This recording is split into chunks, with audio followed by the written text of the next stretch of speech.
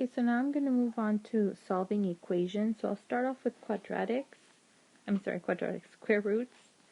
So let's say we have, I'll start numbering with 1. The square root of x plus 3 plus 5 equals 2. So the first thing we want to do is eliminate, or isolate, I should say, the radical. So to leave this part by itself on the left side of the equation. So I'm going to subtract 5, and so I get the square root of x plus 3 equals negative 3. Well, the square root of a number is not negative. Okay? Had this been a cubed root, then we would keep going, but this is a square root. The square root of a number, it cannot be negative. So this would be no real number solution. Okay, and that's all there is to that one. Number 2, if you have, let's say, x, so like if it were like, let me just go back and do this. If it had been cube root of x plus 3 plus 5 equals 2 instead, then you would do the same thing. You'd subtract the 5, and cube root of x plus 3 is negative 3. Then we would raise both sides to the third power, and so you would have x plus 3 on the left, negative 27 on the right, subtract 3, so x would be negative 30. Okay, so notice the difference. With cube roots, you could have a negative on the other side, because negative 3 to the third power is 27, so that number exists. Okay, whereas with the square root is not a negative number. Another problem. Okay, so for number 3, we have the square root of 8x plus 9 equals x. So the square root is already isolated. It's already by itself. So what we're going to do next, oh, and by the way, I've been writing these all with radicals, but it could also show up like this. It's the same thing. So this would be 2 to the 1/2 equals x. Okay? So remember, you need to know how to approach that too. So it's going to be square both sides. And so then we have, on the left side, we have 8x plus 9. On the right side, we have x squared. So because the x squared is positive on the right side, I'll just move the 8x and the 9 to the other side. Okay, so now I have, that's gone, so I have 0, x squared minus 8x minus 9. So we factor,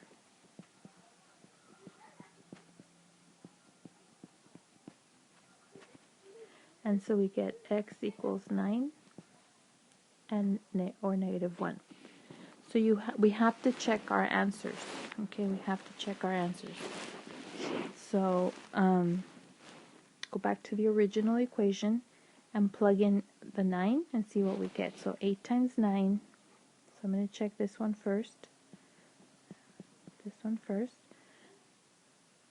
8 times 9 plus 9. And I want to take the square root. So 8 times 9 is 72. 72 plus 9 is 81. The square root of 81 is 9. So 9 equals 9. That works. Then we check negative 1. So x equals negative 1. 8 times negative 1 plus 9. Well, this gives me 1, the square root of 1.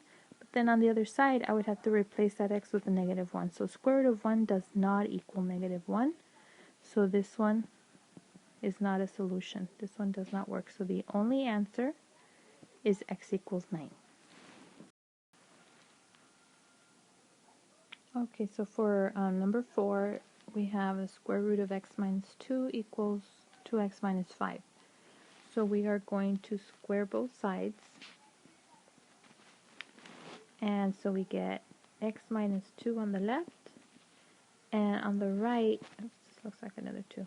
On the right, you get 4x squared minus 20x plus 25. And if you don't know how I got that so fast, or where the 20 came from, the negative 20, remember 2x minus 5 simply means 2x minus 5 times 2x minus 5 and then distributive property. Okay, so you could do it that way if you can't get the 20x right away. So now I'm going to move the x over and the 2 over to make one side equal to 0. So I have 0, 4x squared minus 21x, oops, plus 27. And so we have to factor this quadratic. We have to first check to see if it factors. So I'm going to multiply first and last number. 4 times 27 is 108. And we look for combinations of factors of 108, pairs of factors of 108 that add up to negative 21.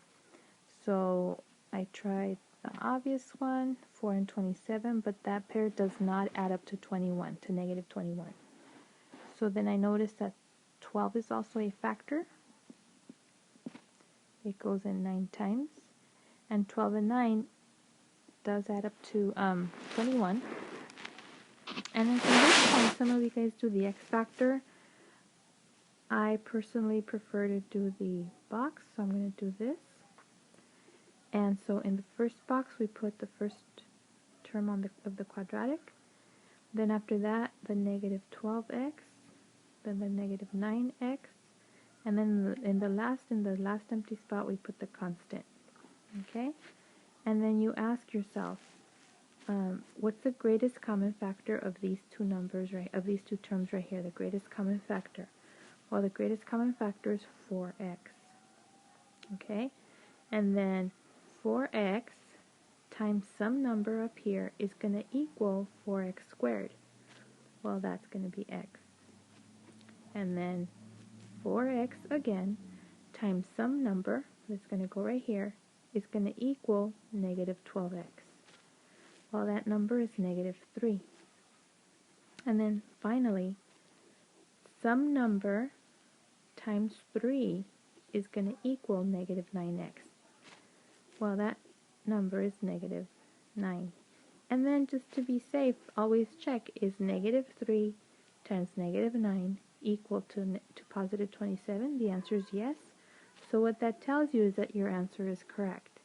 So x minus 3 is one factor, and 4x minus 9 is the other one. So this tells me that x is 3 or 9/4. So I have to go back and check my answer with the original. Okay, so I'm going to do that on the side here. I'm going to check. So first I'll check the whole number, okay, because it's easier to work with that one. So 3 minus 2, and that gives me 1, so the square root of 1 is 1. So now I have to check the right side. 2 times 3 minus 5, that gives me 6 minus 5, which equals 1. So this one checks, that one's okay. And now I'm going to check the other one, x equals 9/4, because they both could work. That's why I can't say, oh, one works, the other one doesn't. No. It could happen that both of them work. Okay? So 9/4 minus 2 in the square root is denominator, common denominator is 4. So that's 9/4 minus 8/4,